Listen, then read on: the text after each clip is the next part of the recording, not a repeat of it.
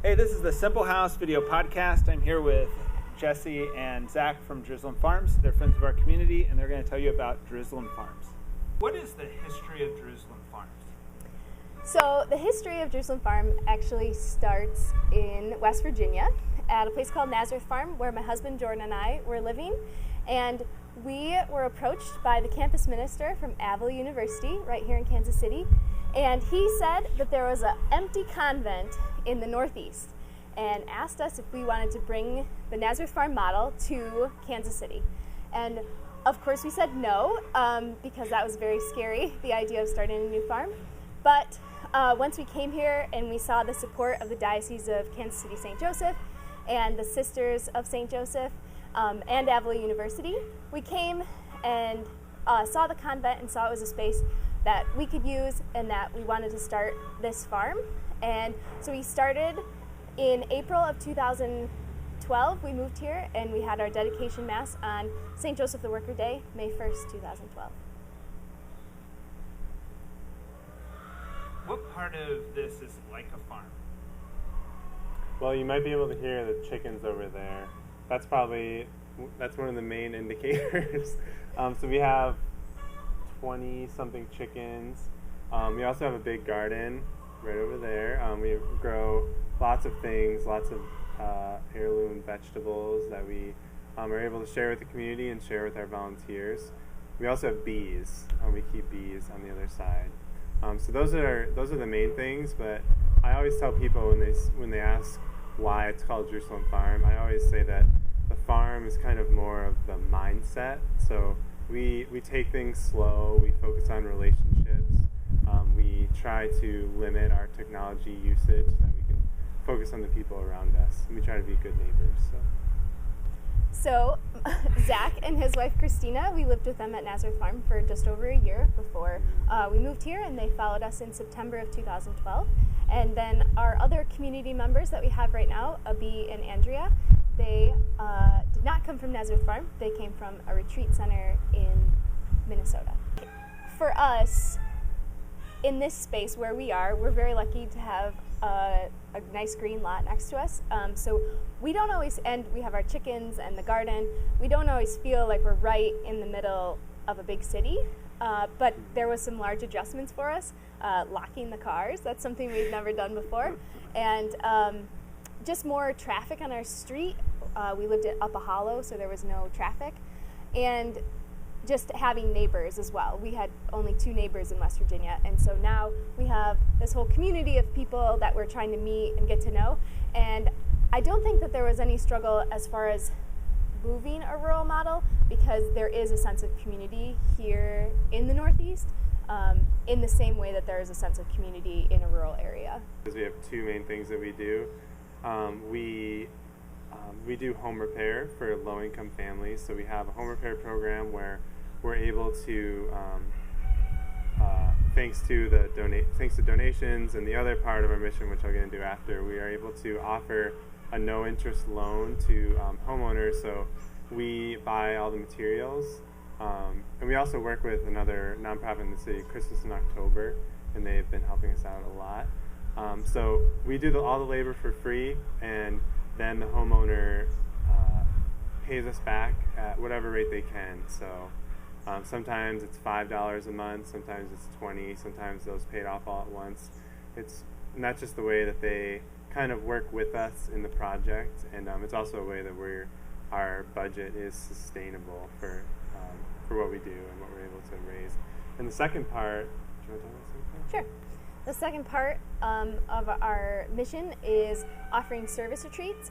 So our main focus is for high school and college students to come on. It's an urban immersion service retreat, and we have prayer all together each morning and evening, and then during the day we go out into the community and do the home repair that Zack talked about. And so that's another way that we are sustained. Each participant who comes to Jerusalem Farm pays a participation fee, and that will cover over 60% of our operating costs. Jerusalem Farm, we are rooted in Catholic tradition, and so we have 4 cornerstones of prayer, community, service, and simplicity.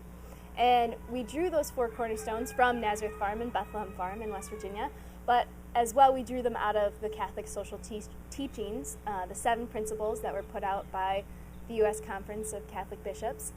And we tried to model our lives and this farm around those 7 principles, as well as when we bring retreatants in, we introduce them to the 7 principles and try to encourage people throughout the week to be immersed in those principles and then take them with them when they go back home and make a life change, working towards subsidiarity, or that's not one of them. Yeah, it is. Oh.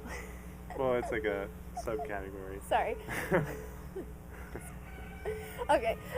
Working towards like rights of workers and human dignity being the one that most of them are based off of.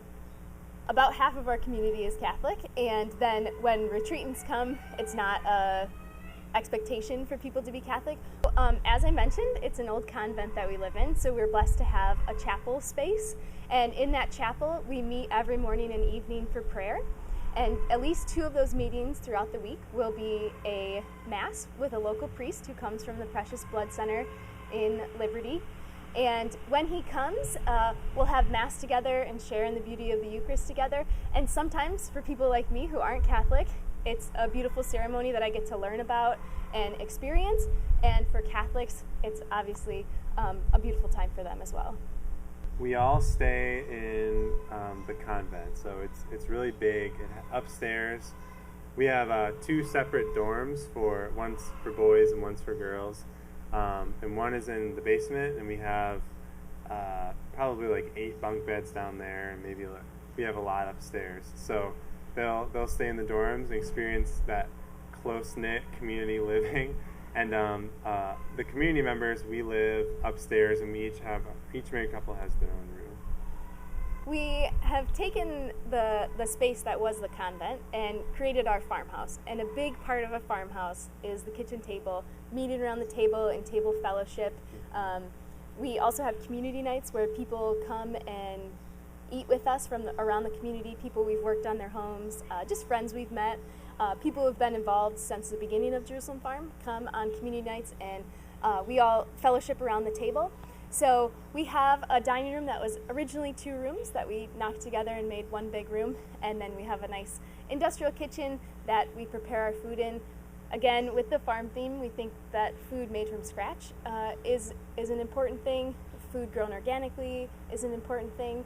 And we take all of the, again, Catholic social teachings and try and bring that into our food purchasing and our food choices and what we serve on our table.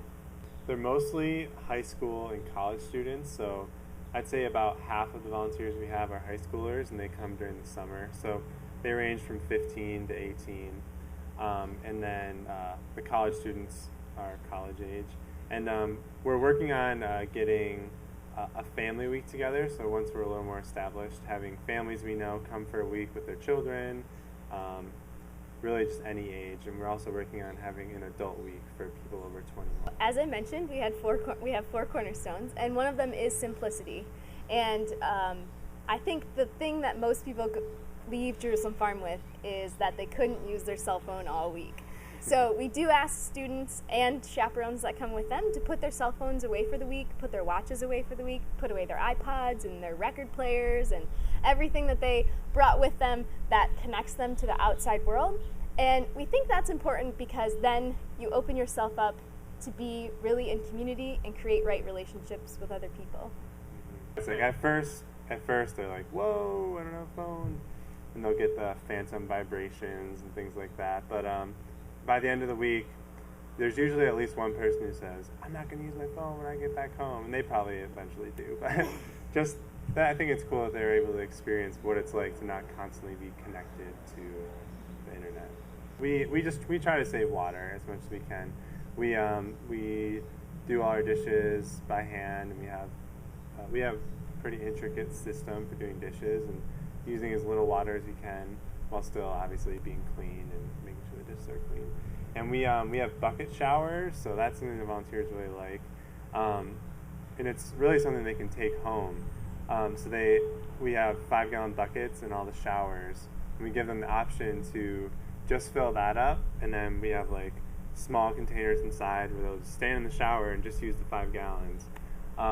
And most people, pretty much everyone, finds that 5 gallons is more than enough to shower with, and it's really interesting and cool because a normal shower takes like 20 to 50 gallons or something, depending on the length. So it's just a cool, really tangible way to save water, and it's also kind of fun. So. Thank you, guys. All right, subscribe to the Simple House Podcast.